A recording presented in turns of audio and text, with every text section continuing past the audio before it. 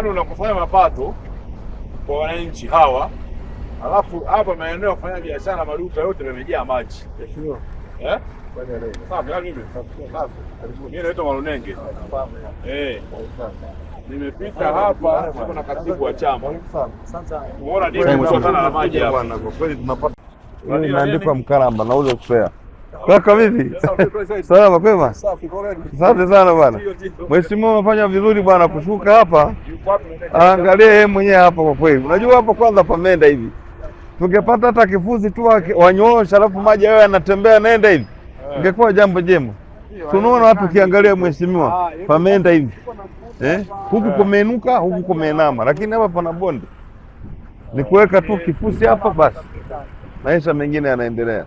Haiwezekani, lazima kesho waje kifusi hapa. Hebu bwana tusaidie ndugu yangu. Tusaidie bosi wetu. Hili dimbwi aliko kwa sisi wafanyabiashara wa hili eneo peke yetu. Hapa mbele sasa hivi kuna magari mengi sana. Kuna foleni wakati wa jioni na asubuhi. Magari mengi wanapenda kupita barabarani kwa ajili ya kuepesha foleni, sio? Kwa hiyo barabara ikitengezwa itasaidia pia kupunguza foleni pia huko barabara kubwa. Umeona? Umeona kama hivyo. Gari naenda, magari mengine yatapita pembeni kupunguza foleni pia. Umeona? Kwa hiyo tunaomba mheshimiwa ulivyokuja, nadhani umeliona hiyo utakuwa umetusaidia sana kama hilo litafanywa kazi. Sababu sio faida yetu sisi tu. Itapata faida ni watu wengi. Bajaji itapita huko pembeni, gari zingine ndogo. Hii barabara magari makubwa yanapita transit, umeona? Kwa hiyo tukitengeneza hizi za pembeni, hata bajaji zitapita pembeni, magari madogo mengine yatapita pembeni na foleni kidogo itapungua. Ndio imeisha hiyo. Tunashukuru sana. Yaani chuma ndio kimeshakuja hapa. Nashukuru sana. Chuma cha reli. Nashukuru sana. Na utegemea kama mheshimiwa. Yaani kesho mimi mwenyewe nitapita hapa asubuhi kuona kazi inaendelea hapa. Tunamwonea, tunamwonea. Hapo ndani ya uwezo wetu sisi watu mkoani hapa. Tunamwonea mheshimiwa. Mheshimiwa Rais aje naye aje angalia madimbu yako hapa hajafukia yeye. Alitoa maelekezo fukieni ya madimbu. Hapana. Yeye haiwezi kubalika. Meneja mtake kufungia chochote. Umefanya vizuri maana sisi ndo wadau kwa sababu changamoto tunaoipata hapa biashara zimekuwa ngumu sana. Hii njia haipitiki sasa zimeblock hapa. Ni zaidi ya miezi 3-4. Kesho asubuhi mwenye niko hapa. Sawa, tunakushukuru mkuu. Asante sana. Asante bwana. Asante. Hivyo na viatu. Siari unaiona mwenyewe kaka? Yaani naiona. Hambe chukua hatua gani? Hapa kuna kitu kimoja kiko chini. Watu wa TTCL kuna kitu hawajatoa hapa chini. Watu wa TTCL. Kuna vitu ambavyo havijatoka hapa chini. Kitu gani? Mtandao. Kuna sehemu kama 3. Kuna hapa alafu kuna pale Mafiati. Upande wa huko. Ndio bado hawajatoa. Kiko upande gani hicho kitu? Kwa sababu leo ni pana. Kiko upande gani kwa sababu hii hali haikubaliki hivi. Ni sure. Hata sisi tumeshatoa maelekezo. Kiko upande gani hicho kitu? Labda ni kwa sababu kikao tulichofanya tarehe 8 tulikubaliana mpaka tarehe 20 wao ndio eneo lina miaka 4 liko hivi. Ni kweli. Na mimi baada ya kufika hapa hatua ambazo nimezifanya, moja ni kuitisha stakeholders meeting zote. Ambazo tumefanya utaratibu wa kuonyesha sehemu zote ambazo bado zina changamoto naweza kutoa. Moja ni hapa, nyingine ni Mafiati, na nyingine ni Nzove, nyingine ni Iwambi. Ambako watu wa TANESCO kwa sasa hivi wako kwenye hatua ya mwisho kumaliza Iwambi na watu wa maji wako pale TTCL ndio wanatakiwa kuja hapa. Wewe ngwambie.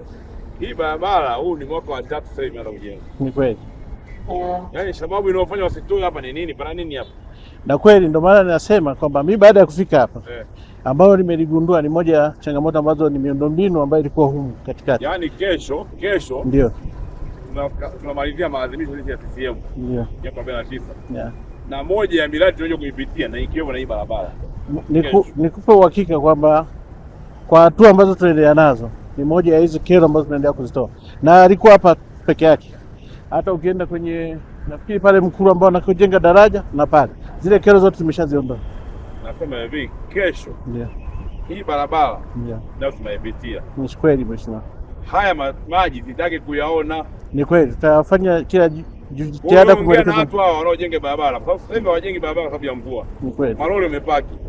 Waambie kesho Chama cha Mapinduzi kinapita hapa.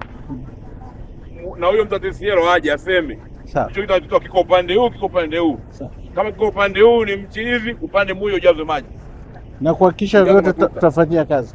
Yaani kuanzia leo zungumza nao, waambie kipande ambacho kuna hiyo si unasema sijui kitu gani umesema ni mtandao fiber. Fiber, hiyo fiber haiwezi kujaa poti hapa. Ndio. Ili kuweza kuiondoa lazima watumie technicality mojawapo ya kuitoa ambayo sasa lazima wawe na vifaa, sababu wakiiondoa tu mawasiliano yote yanaondoka. Kwa hiyo ili tuweze kukaa vizuri, tayari yale maelekezo ambayo umenipa na yale ambayo naendelea kuwapa, naenda kuwaelekeza waendelee kutatua tatizo hilo.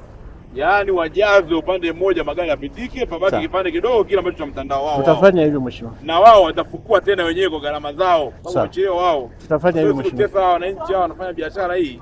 Wanatulipa sisi kodi, unaona TRA huyo hapa. Ni kweli tutafanya hivyo. Tunamdeje kodi huyu mtu anafanya toka asubuhi.